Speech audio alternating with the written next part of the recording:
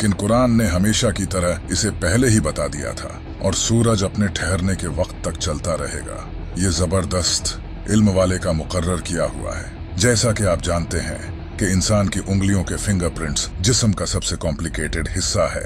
हर इंसान की उंगलियों के फिंगरप्रिंट्स डिफरेंट होते हैं। ये बात भी अल्लाह ने कुरान में जाहिर की है। क्यों नहीं हम इस बात पर कादिर हैं कि इसकी उंगलियों के पोरों तक को ठीक कर दें। हम जो लोहा इस्तेमाल करते हैं ये दरअसल स्पेस से आया है।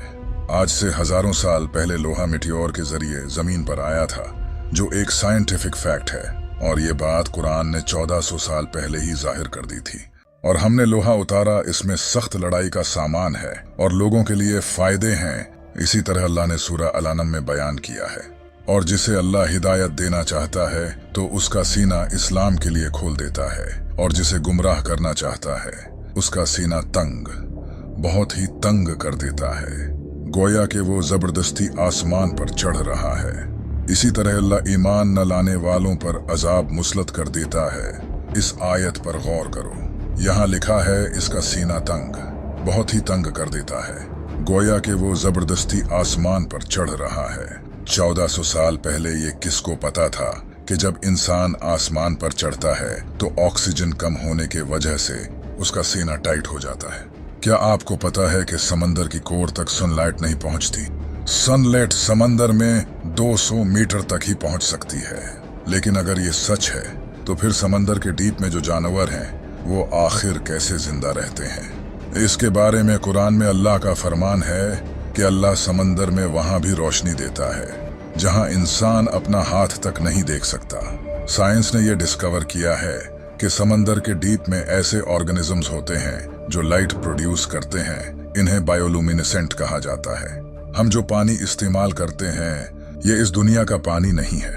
आज से हजारों साल पहले मीटियोर के जरिए ये पानी इस दुनिया में आया है। बहुत सी जियोकेमिकल स्टडीज से यह पता चला है। काश लोग पहले कुरान पढ़ लेते।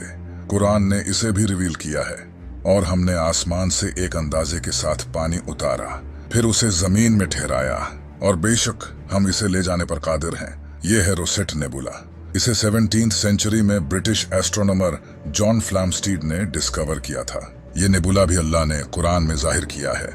फिर जब आसमान फट जाएगा तो गुलाब के फूल जैसा सुर्ख हो जाएगा, जैसे सुर्ख चमड़ा।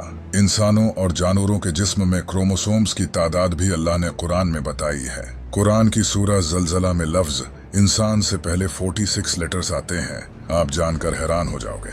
इंसानी जिस्म में क्रोमोसोम्स भी 46 ही होते हैं। इसी तरह इस सूरा में लफ्ज बंदर से पहले 48 लेटर्स आते हैं। बंदर के जिस्म में क्रोमोसोम्स भी 48 होते हैं। इस सूरा में लफ्ज शहद की मक्खी से पहले 16 लेटर्स आते हैं। शहद की मक्खी के जिस्म में क्रोमोसोम्स भी 16 ही होते हैं। इस सूरा में लफ्ज घोड़े से पहले 64 लेटर्स आते हैं। घोड़े के जिस्म में क्रोमोसोम्स भी 64 होते हैं। इस सूरा में लफ्ज ऊंट से पहले 74 लेटर्स आते हैं। ऊंट के जिस्म में क्रोमोसोम्स भी 74 होते हैं। अल्लाह ने कुरान में फरमाया है, बेशक आसमानों और जमीन की पैदाइश और रात और दिन की बाहिम तब्दीली में अक्लमंदों के लिए निशानियां हैं। दुनिया में कोई ऐसी किताब नहीं जिसके हर सेंटेंस में इतने राज छुपे हों। आज से 1400 साल पहले किसी इंसान के लिए ऐसी किताब लिखना तो इम्पॉसिबल था। तब तो इंसान के पास कोई खास टेक्नोलॉजी भी नहीं थी। ये सब वही बता सकता है जिसने ये सब बनाया हो। और बेशक ये किताब मेरे रब की तरफ से उतारी गई है। अभी तो आपने कुरान के पैटर्न को नहीं जाना। कुरान का पैटर्न इतना कमाल का है कि ये आपके होश उड़ा देगा।